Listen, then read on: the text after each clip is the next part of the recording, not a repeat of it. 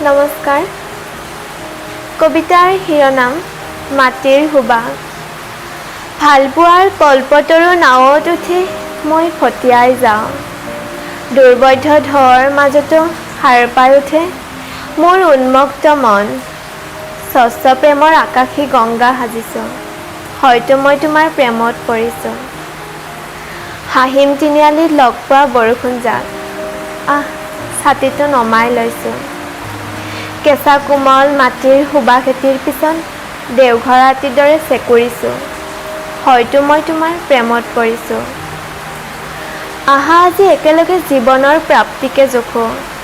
ৰ'দ বৰষুণ আৰু মেঘৰ মাজত লুকাই অজ্ঞান চহৰত বিলীন কৰি থৈ আহোঁ জীৱনৰ ক্লান্তি।